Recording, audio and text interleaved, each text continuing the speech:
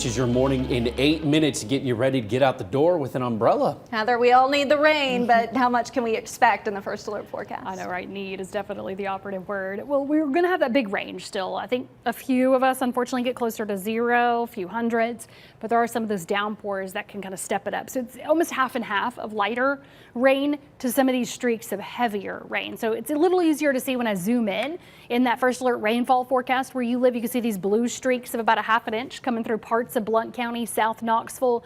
Isolated heavier amounts here at the Monroe County, Loudoun County line. You can see some of that give and take of lighter to heavier in Monroe. Into Roane County, catching that good third to a half an inch, along with parts of Morgan. Looks a little spottier on the plateau, except for the northern plateau.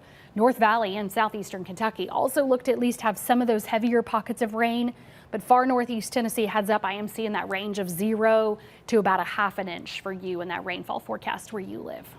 All right, Heather, thank you. Well, this morning doesn't just start the month of July. It also marks the official start of dozens of new laws here in our state. Yeah, that means as of today, there's quite a few things that are impacting you and your family. Some of those laws impact the classroom. Next school year, a new law is in effect today that bans cell phones in classrooms. There are exceptions like for students with disabilities or medical needs or in an emergency. The law also creates a system for parents and guardians to be notified of an emergency situation if cell phones are not readily in students' hands.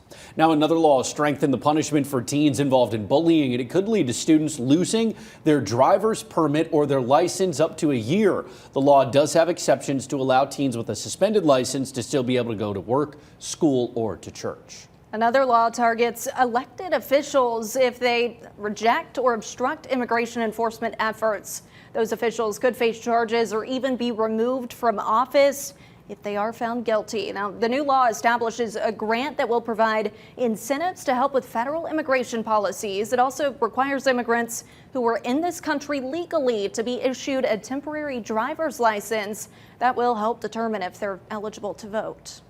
And we do have more laws impacting you and your family, including bills designed to keep you safe from AI, and one adding funding to child advocacy centers named in honor of an East Tennessee teen. You can find those and much more inside your WVLT News app.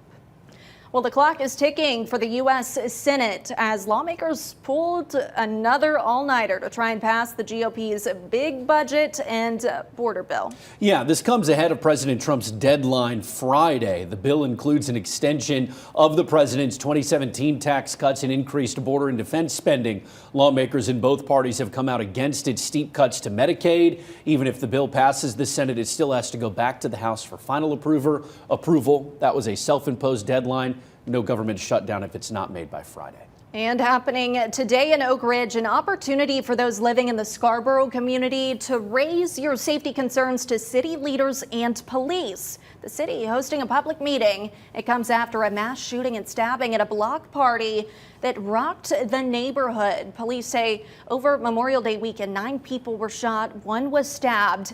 It prompted many conversations about safety in the area. Tonight's meeting is at 5:30 at the Scarboro Community Center. The overhaul of the Richard L. Bean Juvenile Detention Center leadership continues. Juvenile Court Judge Tim Irwin appointed a 5th board member. Yeah, this rounds out the new board. All of them serve on Knox County Commission. This is one of the early steps in the transition.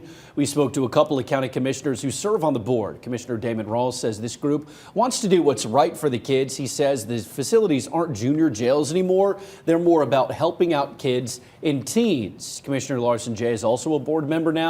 He wants to add more transparency from the Bean Center and getting the kids inside help. The Knox County Sheriff's Office will have more control at the center next year. We reached out to them. They say they're still working to assess how they'll handle this properly.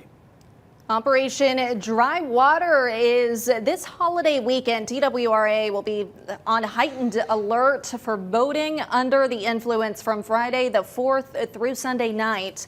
Boating under the influence carries the same punishment as driving a car under the influence. It's illegal to operate a boat and drive a car with a blood alcohol level of 0.08% or higher. Alcohol is the leading cause of recreational boater deaths. Don't do it.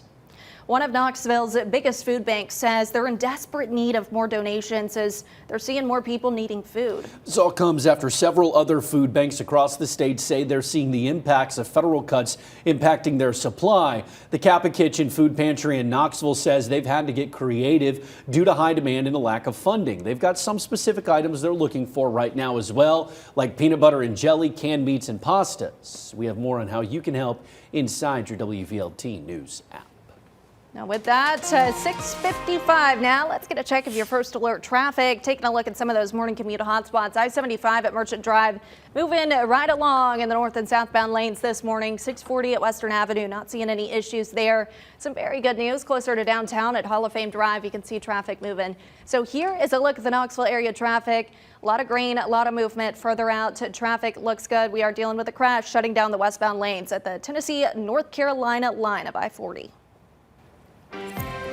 5 minutes to 7. As you're running out the door, again, a reminder, don't forget the umbrella. A lot of you just have more of a tropical view this morning. I love this gorgeous view right now. With the sun coming up over Knoxville, a little haze, some clouds. Those clouds at times will then drop some better rainfall later. But even right now, it's popping up spots of downpours. 73 currently Athens to 76 Knoxville to 72 Oneida and 70 in Middlesboro, to name a few spots. Here's a look at that loop. Again, I've been watching isolated rain develop. These spots here I pointed out when they first developed in Loudoun County, South Knoxville, Campbell County. So make sure you join us at 7 on the CW if you're not leaving. We'll keep tracking those spots of rain as they develop now and really until midday. Afternoon to evening as that transition over to more of a scattered coverage, some on and off rain and storms to end the day. So it's going to be about half and half in terms of heavier rain versus lighter rain. But I do think that at least a lot of us are going to get some rainfall. It just builds up to end of the day. High today will be 87 degrees, so right around normal highs today and tomorrow. And then we can drop that humidity. Thursday and Friday mornings are a little more comfortable for you there. Something to look forward to as we slide towards a warm 4th of July weekend. All right, Heather, thank you. And this morning we are continuing to follow breaking news. A water main break in Anderson County. We'll tell you what we know this morning, who it's impacting, and that's over on the CW Knoxville.